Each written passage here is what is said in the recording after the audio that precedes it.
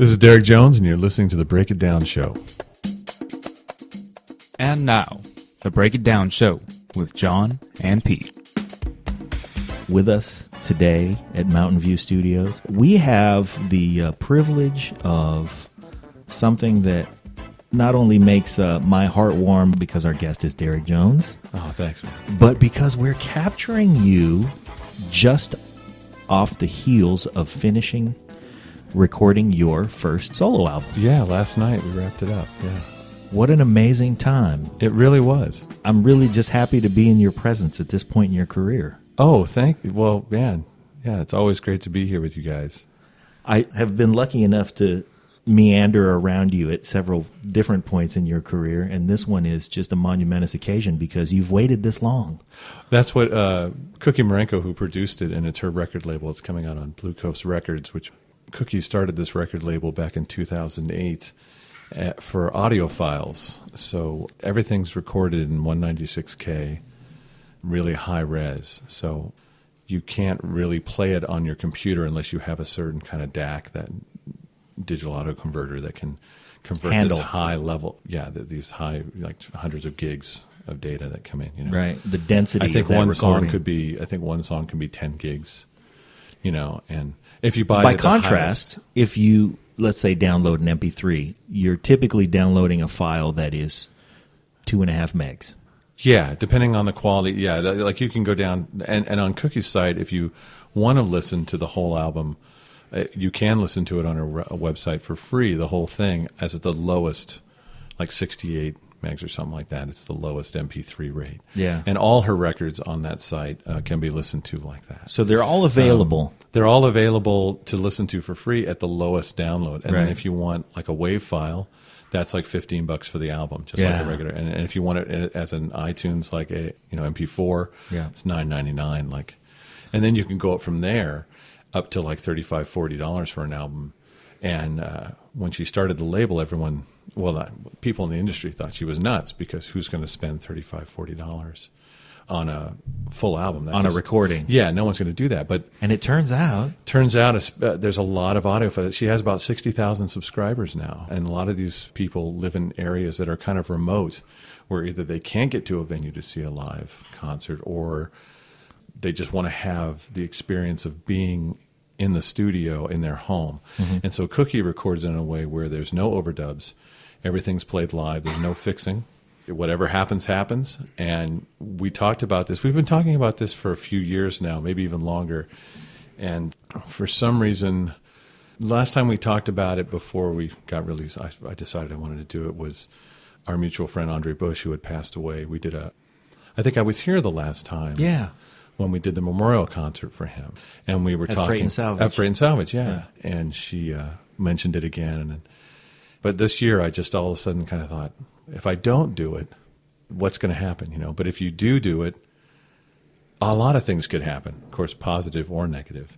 But you just don't know. I mean, but if you do nothing, nothing happens, right? That's so true. I called her up about 2.5 months ago, and I said, "Hey, I've got a dark coming up in September from the Ka show. Do you have any time available?" And she says, "Yeah, I can set that up. We'll save it." And so I started thinking about people I wanted to work with. And, of course, Paul Hansen came to mind right away. And most of the people, John Arbor on piano, a lot of people were here in town. But one person I thought of was Jeff Coffin, who's the saxophone player with Dave Matthews Band and was in the Flecktones. And I was in his band when I lived in Nashville for about 4 years and played on a couple records with him. We played a lot together. And I hadn't really talked to him in years. I mean, last time we hung out, he was in Las Vegas with the Dave Matthews Band. And we got to hang out, and it was really, really a beautiful time. We always have a great time hanging out together. And so I called him, and I said, "Are you anywhere near the San Francisco Bay Area the first week in September, like the 5th through the 9th or something like that, 10th or whatever?"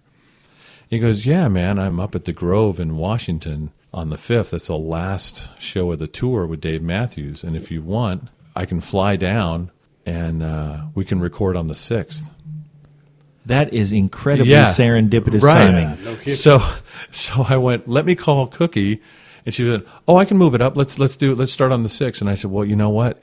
She usually starts her sessions about 2 p.m. I said, "We're going to have to start at 9 because Jeff's going to fly down, and then he's got to be at the airport by 12:30 to fly back to Nashville at 2:30 because his wife's brother and his wife were visiting from Japan, and they were on tour with Dave Matthews, so he wanted to hang time with them. But he took time out of his schedule to fly down. So that was the linchpin where it was like, we can do this. She said, "Yeah, I can do a 9 o'clock. We'll make it happen."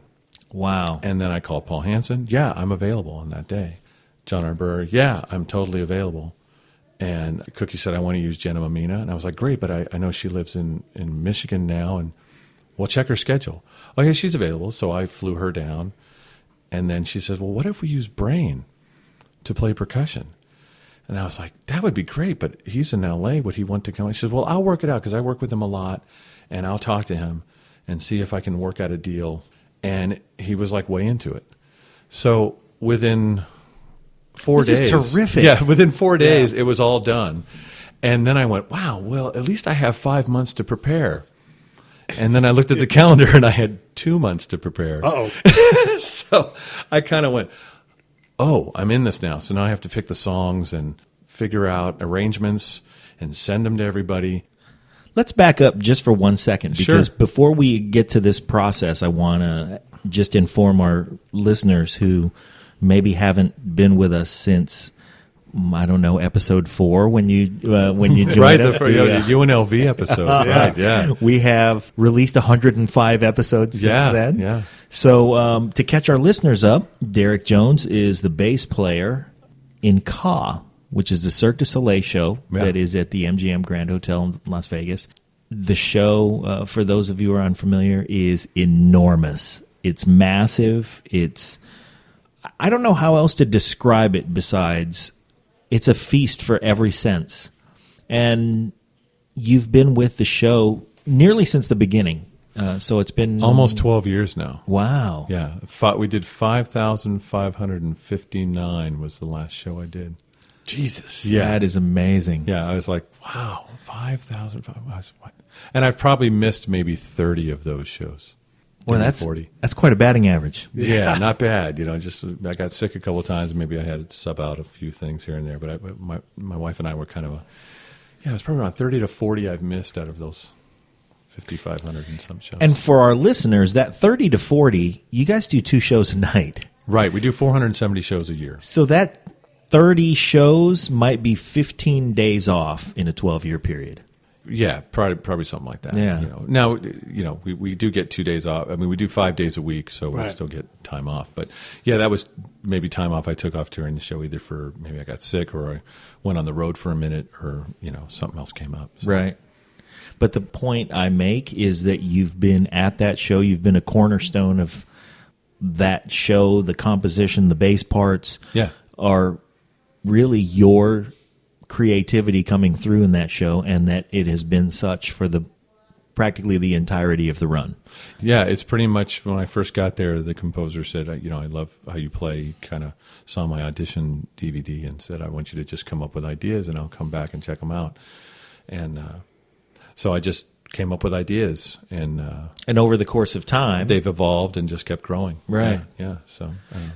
So it's not that you haven't been busy, it's that you have now chosen this time in your life to express making your first solo album, and the pieces fell into place. It sounds like almost magically.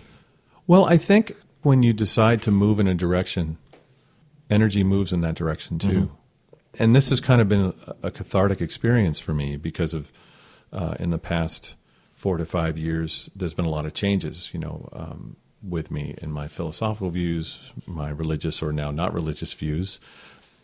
And so it's almost like going through the 7 stages of grief when you decide that something you believed in is not something you believe anymore, in a faith or looking at yourself. A lot of things changed. And so I've gone through a lot of things with the help of my lovely wife and family and dear friends that have kind of, over the years, helped me come through this, because it is almost like the rug's been pulled out from under you, and then you think you stand on the rock of truth, or however you want to talk about it, and then you realize, no, it's not that, and Now what? Now what?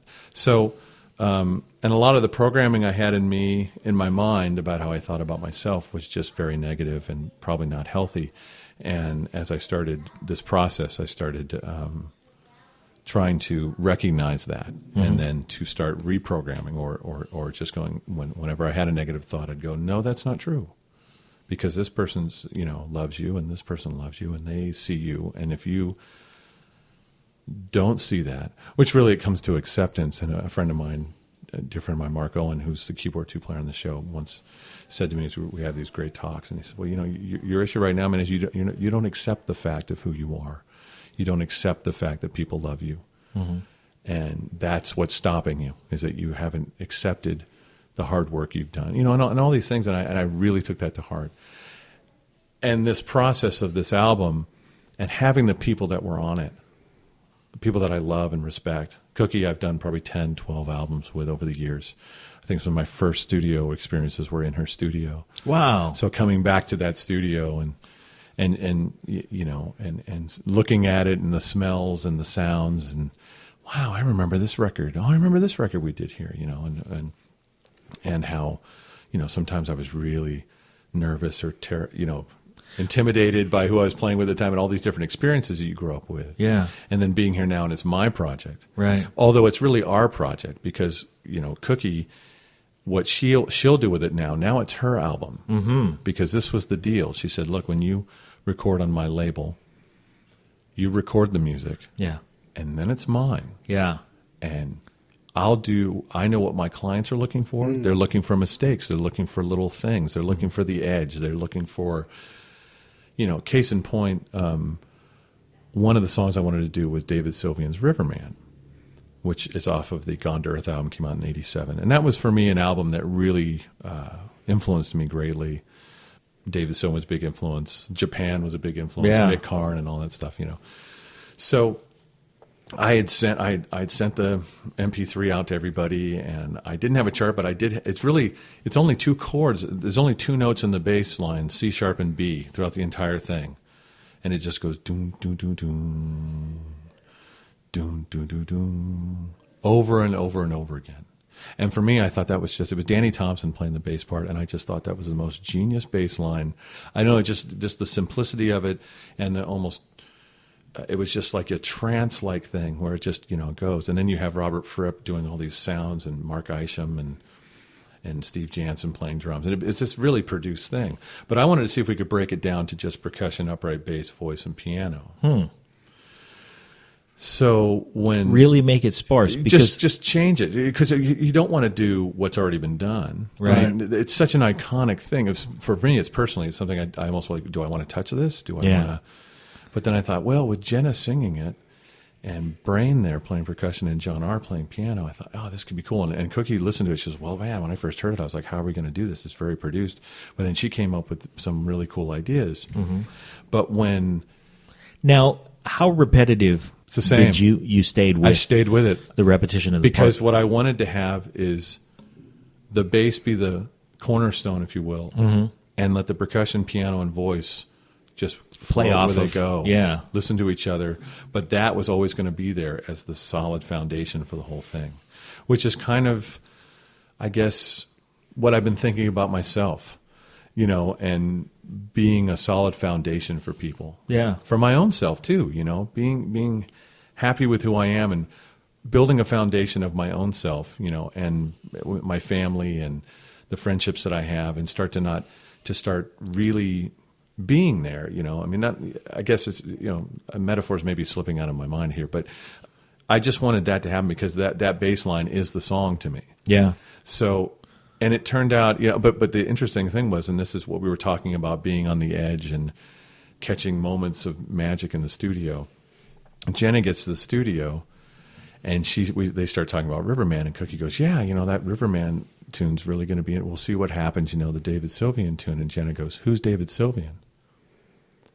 And Cookie says, the guy who sings on Riverman. This might be a long day. Yeah, and Jenna goes, well, I've been listening to the Nick Drake Riverman. Wow. Huh. Wait, what? This might be good.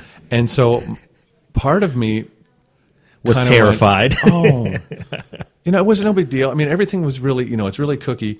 I trust Cookie. I trust her. Yeah. That's why I said when, she said she's had some artists who've recorded for her label, and then they wanted to fix some things, and she said no. Yeah. And they wouldn't let her put the album out. And she says, I have some albums that are just so amazing, but Yeah. because of like a little funky note here or a little rhythm thing here, the artist won't let me put it out. So I said, look, here's our deal.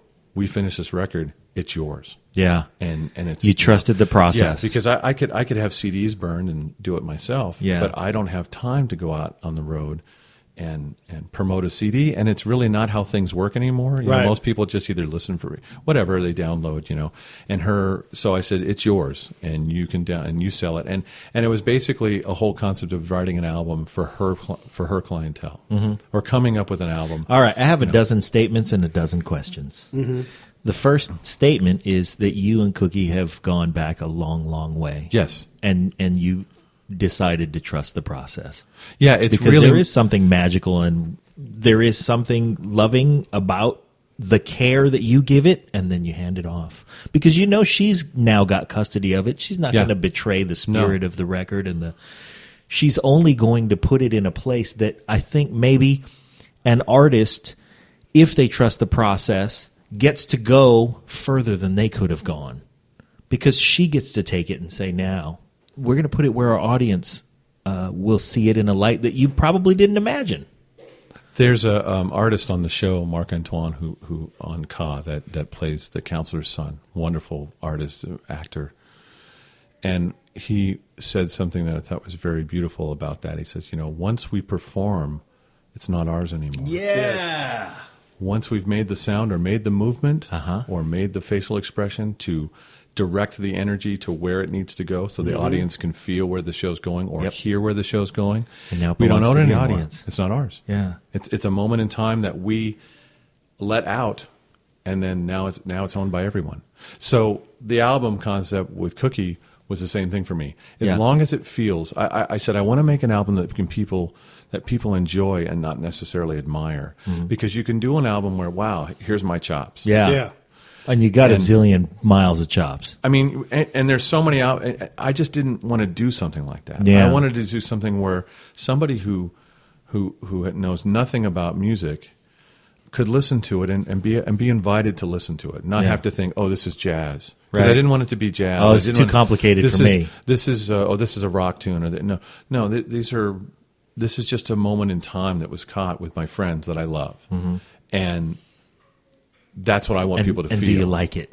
Yeah. Yeah. And I don't. It's not even. Does anyone else like it? Yeah. It's just I hope that they feel the love we have for each other. Right. And the enjoyment that we had doing it, because there was moments where we were just cracking up. I mean, with just laughing and having a good time, and then moments where we were like, "Wow, that was amazing! Wow, where did that come from? That was much bigger than us." Just like moments where you just, And so I picked songs like the Beach Boys' "You Still Believe in Me" that Jeff and I did as a duet, just double bass and soprano sax. Wow.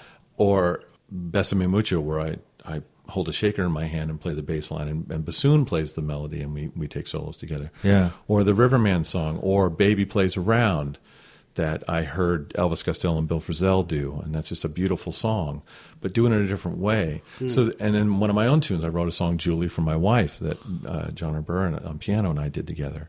And I just started picking songs because Cookie was telling me that, her clientele, they want to hear melodies that they recognize, but done in different ways. Reinterpreted in a new light. So getting back to the Riverman thing, when Jenna said the Nick Drake one, right?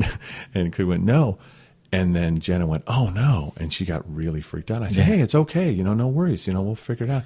And then the first thing we tracked that day was Riverman. And Cookie, who's an amazing producer and has been doing this forever, did the whole psychology thing, because she knew if we didn't do that first, probably Jenna would have had that on her mind the whole day. It's coming. But because we did it first, she just put the headphones on and listened and watched the lyrics, and she spent like 15 minutes just over and over again repeating the song in her head. And then we tried a take where John R. played more just regular chords, and it was beautiful, but not necessarily the energy that I was hoping to get to. It was a little more just a couple of things here and there, and it was just kind of stagnant, because since the bass line is so one thing, you know. I wanted to have a feeling of everything else floating and just moving. So Cookie had this idea of John pushing the sustain pedal down and sticking his hands on the piano and just plucking the strings with his hands all over. And he started doing it, and she went, stop, round downstairs, press record, go. Wow. And that was it. And it was one take. Well, let me ask this. If you're a piano player, the keyboard is the world where you are most familiar. If you reach into the innards of the piano, Right. is there anything in there that can give you points of reference where No. you know what notes you're playing? No. So he's just reaching in there and he's playing. He just started playing, and just the sound. But what happens when you hold the sustain pedal on a piano and you play a note, the overtones vibrate in all the other parts of the piano. Yeah. Because all the sympathetic overtones will start to vibrate. Right. And as he was doing that and we started playing, my bass line was reverberating through the strings of the piano. Mm-hmm. And the percussion that Brain was doing with a little tom here, a snare drum, but he had a little thumb piano, a kalimba that he turned upside down. He was playing with mallets. So he had more of the kind of the hollow wood sound. Uh-huh. And a little, you know, like instead of a snare, he put a little small tambourine on a floor tom and dunk, dunk, you know, and these little sounds all started reverberating through the piano strings of this 1885 Steinway grand piano. That Wow. she has. It only has 84 keys, not 88, because it didn't have 88 keys Right. then. And then Jenna started singing. Right, I know. Jenna started singing, and her voice was causing the piano to play the harmonies Right. with the overtones. And we just went, and then when it was done, we went downstairs and listened to it. And when Jeff Coffin and I were doing takes, we finished a take, and Jeff would put his hands up again, arms akimbo in the air to the universe, you know, and waist swaying back and forth. You know, it was just like this beautiful things that we were just communicating to each other. It was like we hadn't played together in probably 14 years, and it was just like we're back. Yeah, just like where you we just ended. started Just the boom, boom. conversation Yeah, just again. kept the conversation. Yeah, it was beautiful. And so I had my arms up in the air in the control room going, oh. Have it you came out named so the album? beautiful. Not yet. All right. I don't. Yeah, We got you before you even named the album. Didn't name it, and then I have to name the improvisations. So Yeah. I have to listen to them and Figure out what they call I think- themselves. Yeah, one of them was the first one. You know, we finished and Jeff goes, "That's the one." Yeah. So that might be called "That's the One." You know, just and they wanted. We talked and stuff, and what we did too is she recorded us talking about arrangements. How you want to approach this, because she's going to put that on the album. We also, Jeff and I signed the charts of what we did. Nice. And that'll be on there. But Yeah. a lot of her clients want to hear how we discussed, how do you want to approach this? Yeah. What do you want to do? And then, boom, we do it. And I think people that are into music or into art of any kind, the process is really important. It's not just, okay, we show up, boom, we're done. Or the process wasn't months of preparation where we rehearsed and rehearsed and Right. rehearsed. Yeah. You know, Cookie doesn't want that either. She just a lot of the magic is when you really don't know what you're going to do next and you hope it's going to work. Yeah. And everybody feels that. And so Riverman was one of those things where she says, oh man, people are going to hear this. And especially if they're film fans, but even if not, it's so I felt it was really unique and it came out way better. It was so different than the original, which is just beautiful, but it has its own thing, and that's all I wanted, you know. And there was some times where I didn't think it worked well, but then I listened back and I go, well, I'm not sure. And she goes, don't worry about it. Let the Yeah. universe And I was have it. Like, you're right. Okay. I don't feel I did something as well as I wanted to. You know, you play upright bass for 8 hours, so your hands start to get a little tired. Yeah. You know, and you're like, I can't do certain things now that I could do earlier in the day. And that was the deal, right? She says, you're going to have moments where you're going to go, I didn't like that. And she goes, you're not allowed to say that, because what you perceive as good is not what my clients perceive Right. as good. And you can't be in your musician's brain. You have to be in another space. Sure. You know, so I had to have her there, which she was just great. But by doing that, making that the first song we recorded that day, set the pace for the entire, because that's the first time Brain and I played together. You know, John R. and I played together for years. Yeah. And Jen and I had played together, but Brain and I hadn't. I was familiar with his playing from Missile Harmony, the band Missile Harmony, and of course Limbo Maniacs. And, Yeah. you know, he was in Primus. He was original drummer in Primus and then came back. Yeah. And just all the stuff, Tom Waits. I haven't heard the word Limbo Maniacs in years. Right, the Mofessionals. Man, Remember? did I yeah. love the Limbo Yeah. Maniacs. We were talking about all those bands, because Jenna and I were driving back through San Francisco, and San Francisco skyline looks completely different now. And Yeah. Oakland looks completely different. It's like, you can see what's happening with how cities are changing via economics and rentals, and it's kind of sad in a way. A lot of things are just going by the wayside that the clubs we used to play at, or just the situations, or just the hangs that we used to have in different places, and those places don't even exist. But yeah, we talked about a lot of that, just talking about bands that we used to see and check out. But I once watched Brain play, and I didn't have pants on. That's a story for another time. Anyway, right. You talked about how you guys captured those moments, those magic moments, and talked about it ahead of time. Those are some of my favorite moments from a lot of different shows that do that kind of a formula, like Live from Daryl's House. Yeah. They'll do that, Yeah. and Rob Thomas will say, I want to do Kisses on my list, but can we do it in a minor key? Because I want to make it dark. And Daryl's like, okay, let's do it. Yeah, yeah. And then they capture these magic moments. Or someone says, let's do the funky version of, and then they go and they do it. They all come out and they're like, woo! Yeah. Because they're all listening to each other, and they're all like just allowing, the communication to happen. I think when you have mutual respect for everybody, and you really just dig how everybody Right. plays, and Yes. you want to hear them, and they want to hear you, then you can, what did Jen and I were talking, you can trust the music to let you know what it wants. Right. You can trust the moment to let you know it's okay, be there. And in that moment, you can just be. You don't have to be somebody else. Because I think most of my life, I wanted to be everyone's bass player, because you want to be.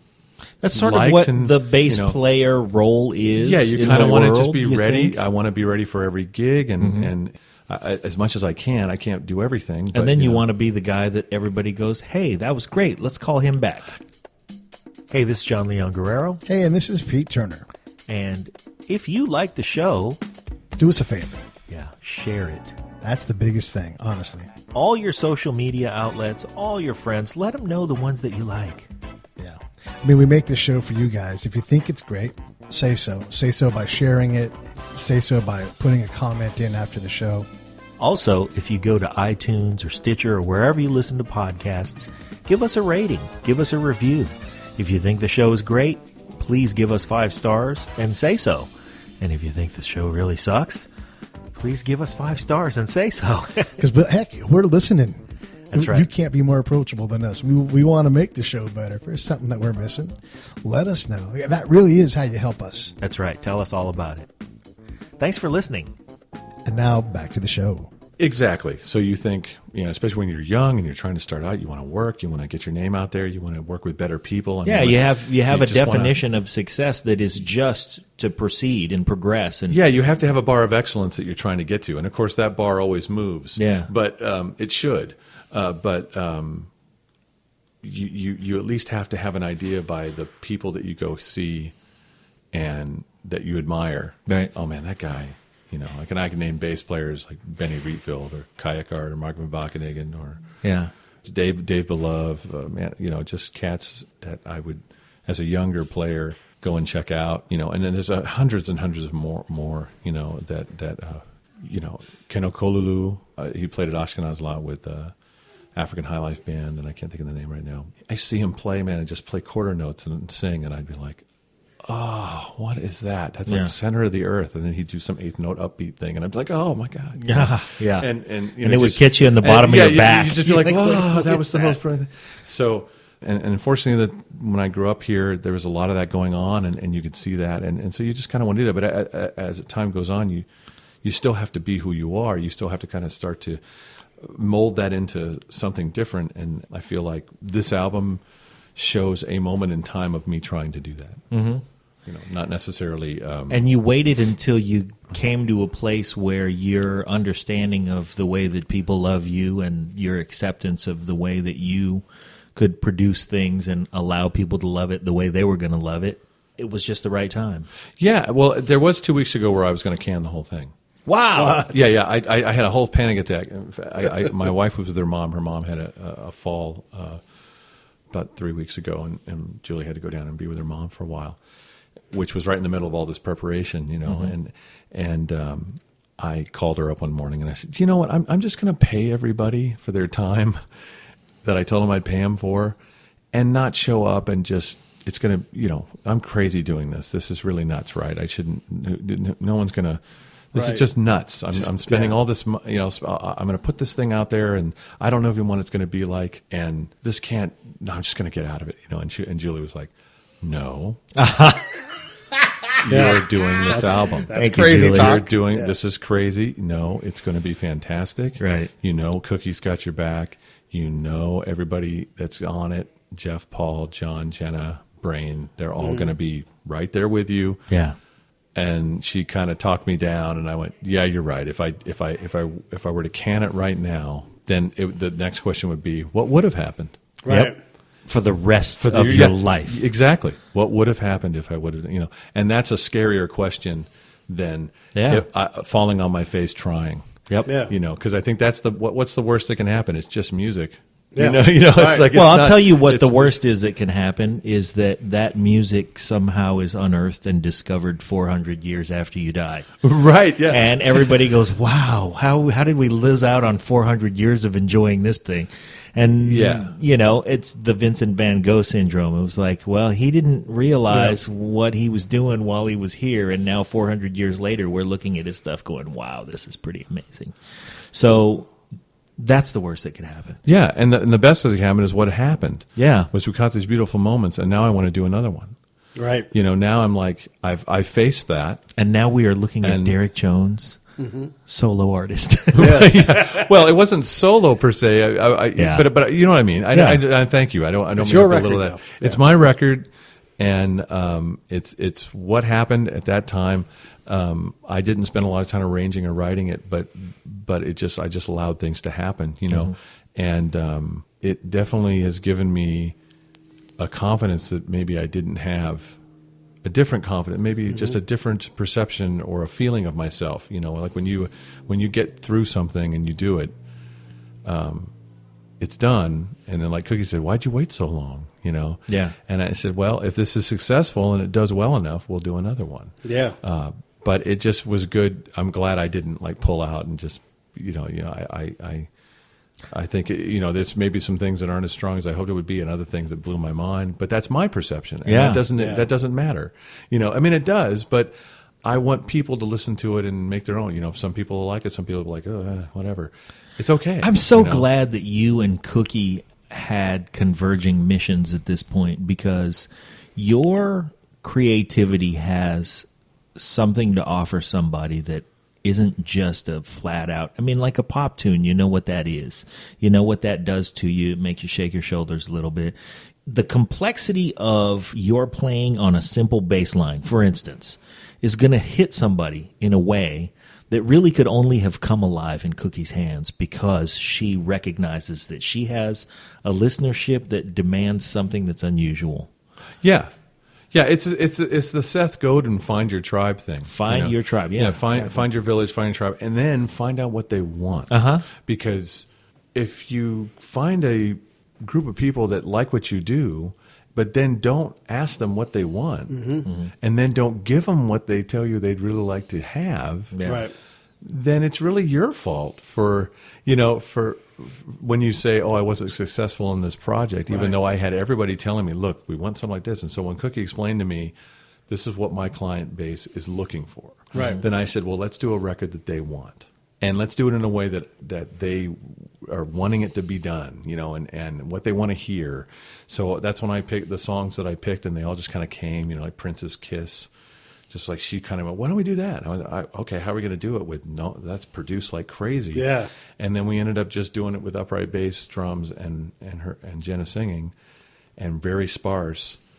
And it became this really kind of wonderful thing. You know, it just, when you listen to it, it's like, wow, you still hear, because we've all heard that song, you know, it's part Right. of our growing up. And, you know, you definitely don't want to mess with the perfectness of it, but it's such a wonderful song that I thought if we slow it down and do it more like a New Orleans swampy kind of thing, and that was Cookie's idea too. You know, just like, oh, let's just get really really slow with it and take our time. And it turned into a wonderful version of it that I hope, I can't wait to hear that. people dig, and I want to push back a little bit Sure. because when you find your tribe, I appreciate your sense of not wanting to betray the desires of your audience, but some part of that audience is going to go, I want you to take me for a ride. exactly. And I don't necessarily know exactly what I want, right. but I want a fun ride. I want Right. an interesting ride. I want to take something somewhere where I didn't think it was going to go there, surprise me a little. And Right. so I think that in terms of wanting your audience to enjoy, what you're giving them and playing into an audience's sense of their desire, you're still going to surprise them. And Yeah, you don't want to placate your audience. You Yes. don't want to you don't want to just be like, oh, what do you want? What do you want? What do you want? I'll give you anything you want. Yeah.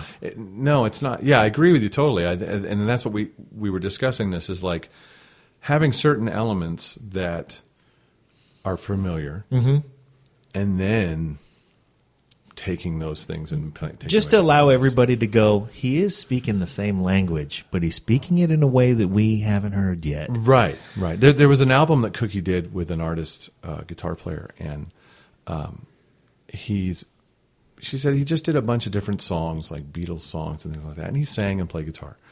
And she said, in my mind, it wasn't really good. In fact, I wasn't sure I wanted to even put it out on my label because I thought, the performance is, it's okay, it's not great, and the tuning and the voice, the way he sang it. But she says, well, let me see what happens. And it became one of her best-selling albums. Wow. And she said, I learned a valuable lesson of what my clients are looking for. They're not looking for perfect. They're not looking for well-produced, big, they're looking for something that sounds like it's happening live right in front of them. Because they have like thousands and thousands of dollars worth of home audio equipment. They have 7.1. So they want to have it sound like They really want to hear the experience. They want to feel like this person's right here. Well, that's the thing about you playing the two-note bass line is that it becomes an experience where you go into the trance, and now I'm hearing not just the two notes you're playing, I'm hearing your fingers. I'm hearing you're hearing the sliding bass. noises. You're hearing all these things. I'm hearing the way that the bass is responding to you. Right. And just the subtleties that are so deep in there. I also want to make the statement because you talked about your spiritual journey and how your ability to make this record right now was reflective of your ability to accept the way that people feel about the love that you broadcast and the love that they give back to you. And I want to say that you have changed a little bit in the last couple of years, but you haven't changed at all. Oh, thanks. Not to me. Yeah. When we've known each other many, many years. Yeah. And to me, it's funny that you because we've talked about your spiritual journey and changes that have gone on in the way that you were, like you said, programmed. Right. And that's changed. Right. But the core of Derek Jones, not one bit. Not to me. And I think music had I think what's changed is the way I see myself. And I think music was always the constant that was really showing me who I was. When I played, when I wasn't judging myself, when I could just play and have those moments of almost like you didn't feel like you were playing. We get to those places in our lives every once in a while. Wow, it happened on its own. I was just like watching it almost. Right, yeah. And those are the moments that I knew were true. Yeah. That was truth. Yep. That was me. That was me not trying to be anything. Yeah.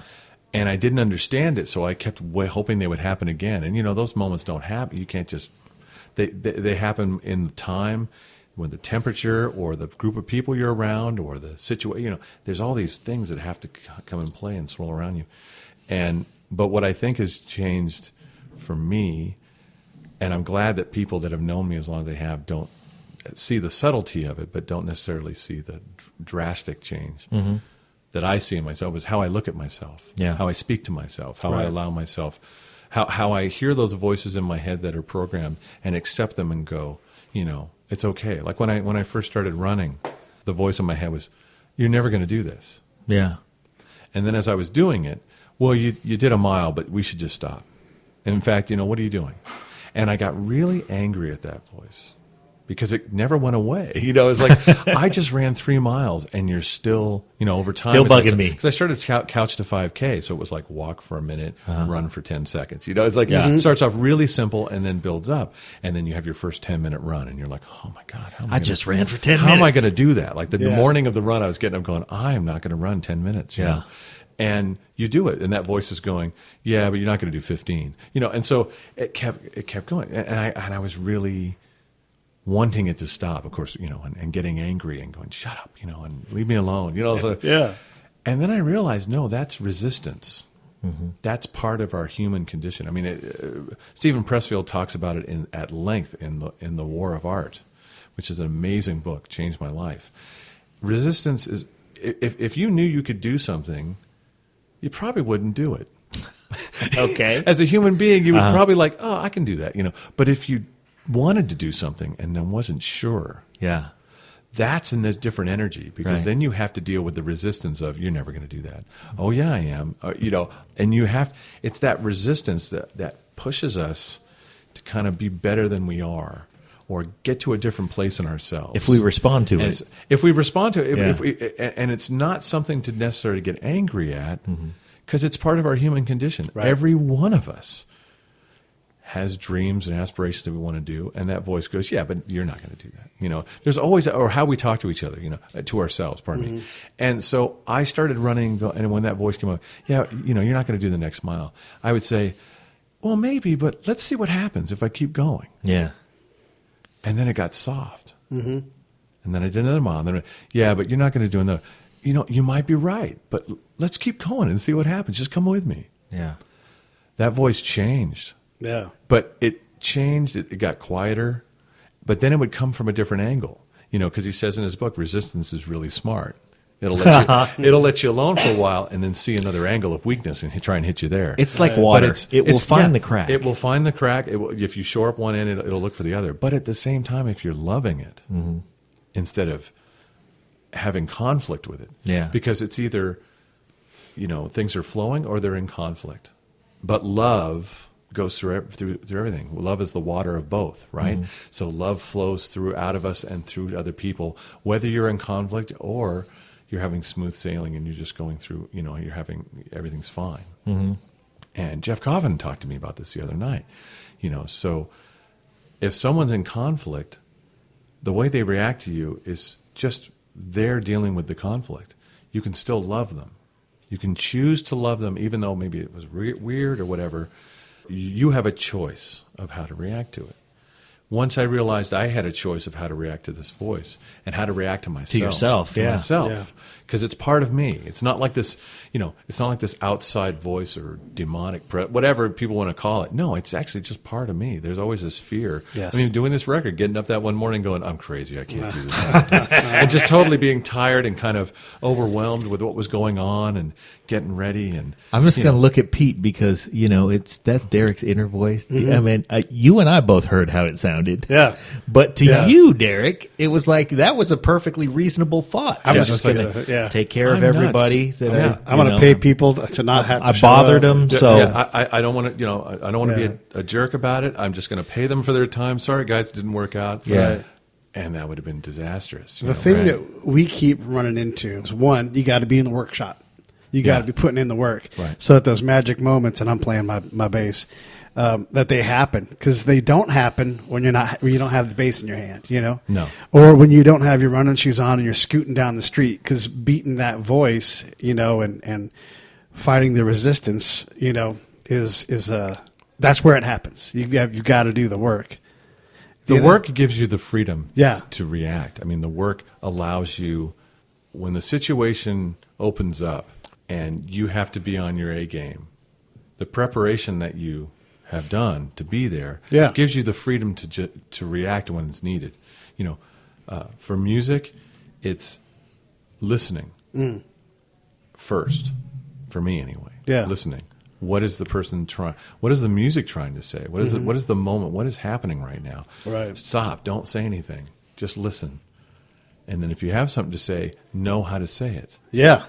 And sometimes I don't know how to say it, so I have to figure out And that's where sometimes the magic comes out, because I'm not really sure how this is going to sound when I play this note. I don't know. Oh my God. You know, right? Yeah. And you're just like, should I even play? No, I've got to. I can't just sit here, you know? Yeah. And then, but when you're in the practice room, or you're doing your work, those are the times. And this is another thing for me, man, being in the practice room was 20 people with me. Yeah.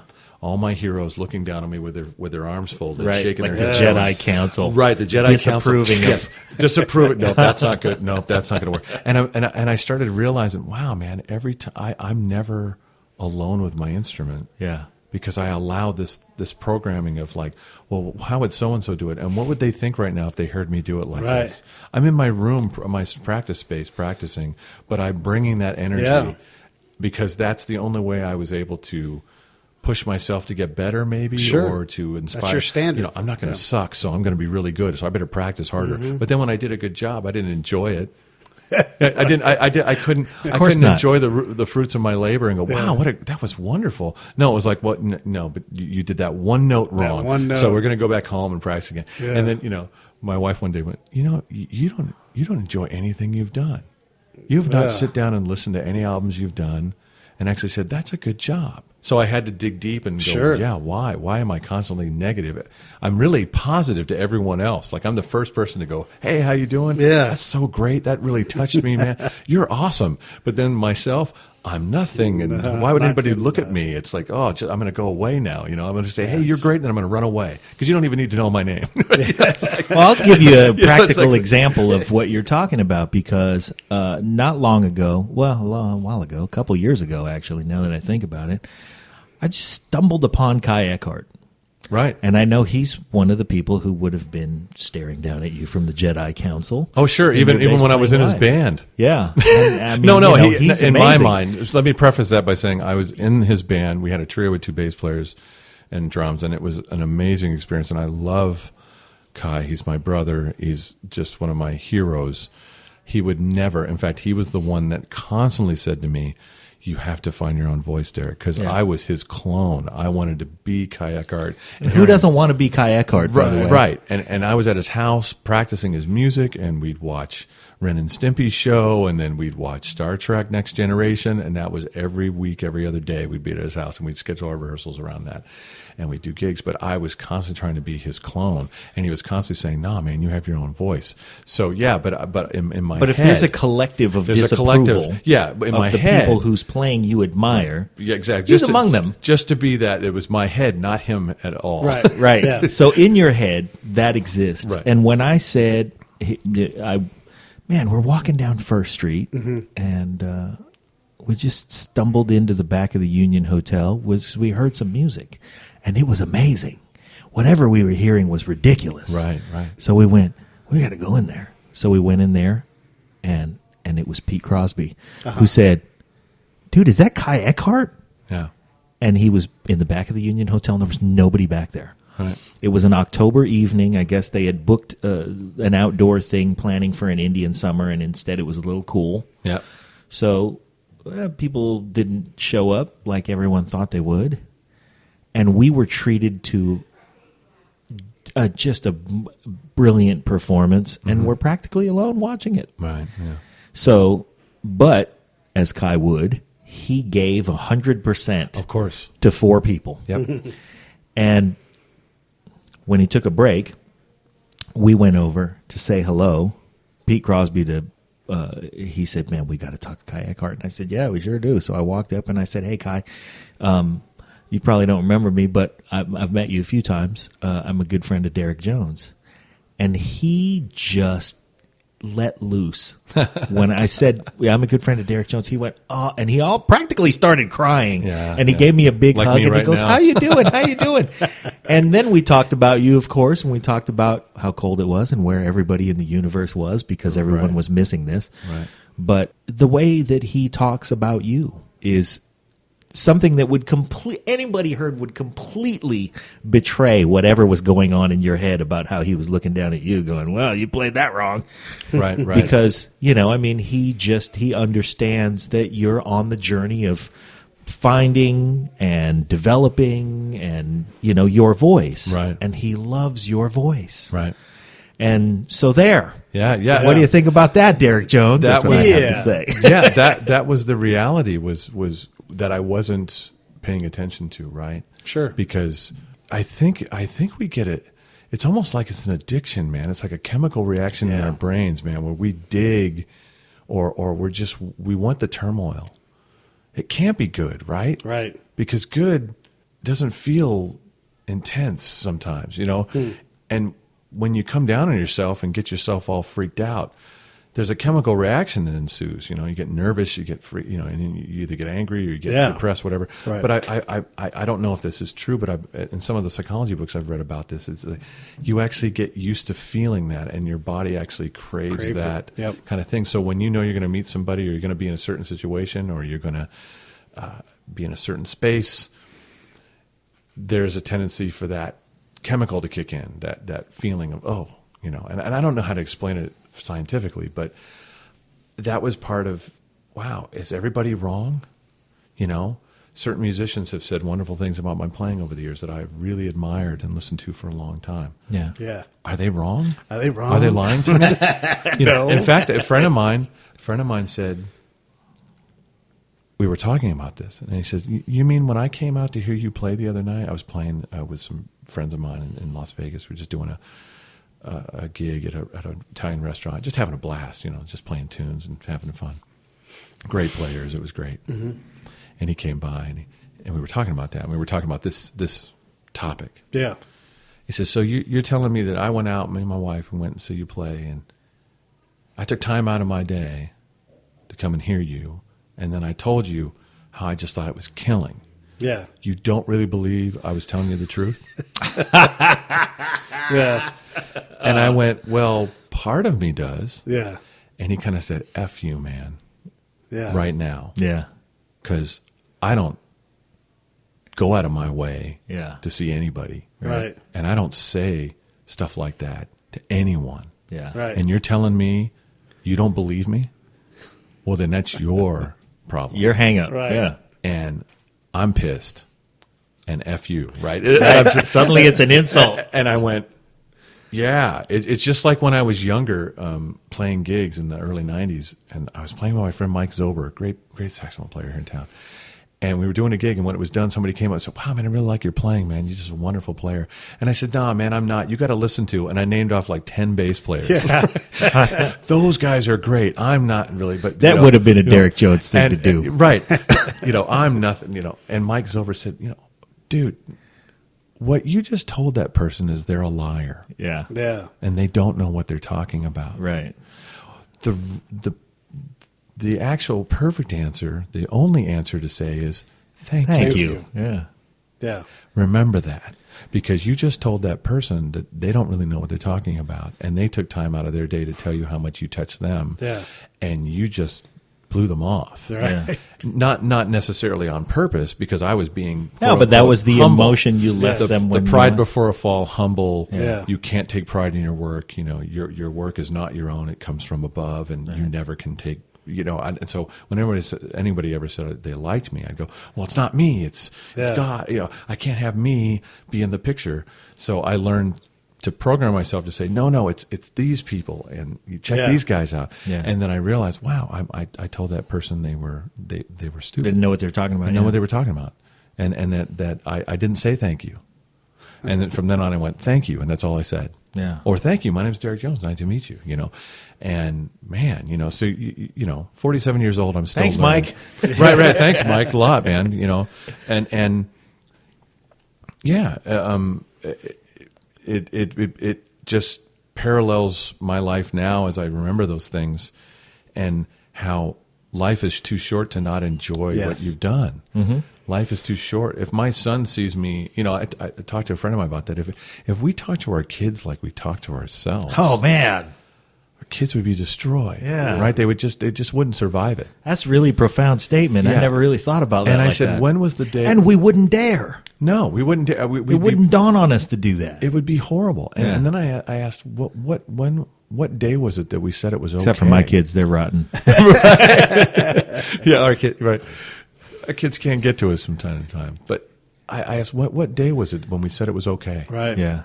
to treat ourselves that badly? Right. To talk to ourselves in that kind of in that venomous type of tone where that if I talk to my son like that right now, man, it would just be Right. I would be a horrible human being, but yet that's what I was doing. It's okay for you, yeah. Yeah, it's okay for me because I understand. I need that, and it was Yeah. like that. There's that addictive, and then that programming of it becomes an automatic thing, right? Where before you can even stop it, it's already there, and so it's been a process of pointing out the automatic response and going, "Oh, I don't have to believe that anymore. Right. I can actually step away from it and go. The reality is this."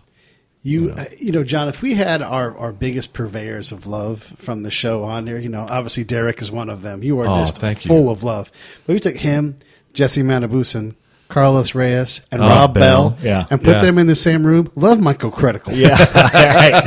Hey, we need the walls that right would start now, sweating. Yeah, right. I was just thinking that your spiritual awakening, I'm going to call it that because I don't think I've been a non-believer for a good portion of my life, and then I was recently touched by our guest, the guy who I call my spiritual advisor, although he really just told me a few things that kind of changed my mind, which was, I came to him with my own long-seated crisis of faith, and he said this, that feeling when you know what is good, when you know what is right? And I said, yeah. And he said, that's God to me. And you can call it that, or you can don't call it that, but you should let it be. And I went, okay, I will. It took John his whole life from to get there. all of the other things, and I really came at him with my laundry list of, how can all of this injustice and my people having been converted at the sword point and all these things. And he said, yeah, man, you're absolutely right. But yeah, then he just said, you know what? Just love people. Yeah. That's all.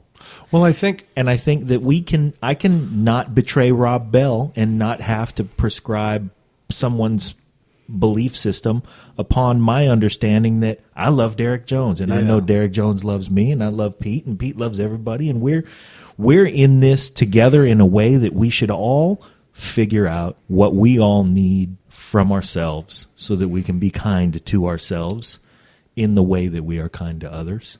Well, and all religions speak of that, putting others before yourself.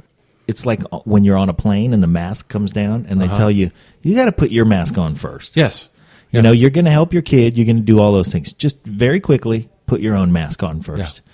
So here's to putting your mask on. I'm glad that in your life your mask is on, because right now where you are, in your playing, in your ability to communicate, in your ability to convey pleasure with your instrument, in your ability to convey emotion with your instrument, I would say that I could probably collect up the guys who have known you as long as I have, and I don't think you're anywhere that any of us thought you wouldn't be.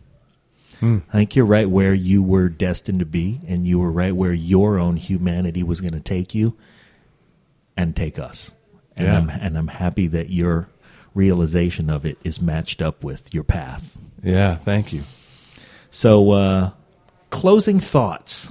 I wish we had a name of the album to plug, but we're here plugging Derek Jones's first solo album. Well, it will be on BlueCoastRecords.com, and so you can go to that website, and all the artists that Cookie has on that label are there. Yeah. You can listen to all the albums, and it's anything from Jenna Mamina to Paul Hansen has a solo bassoon record. Kayakart has a solo bass record on there. Yeah. Some recordings. There's probably 50. Fiona Joy. Lots of amazing artists on the catalog. It's just a really wonderful roster of artists. And again, BlueCoastRecords.com, and she's adding more stuff. And it's a really wonderful resource for independent artists that are putting out great stuff, and it's very different stuff. There's no genre-based marketing. It's just, listen to this album. It is what it is. This happened here this day. Yeah. This happened this time, and this is a group that sounds like this, and this is it's very exciting, and we'll see what happens. Yeah. Well, we love what you're doing, Cookie Marenko, and we love Cook. what you're doing, Derek Jones. Thanks, brothers. Yeah. Thank you. All right.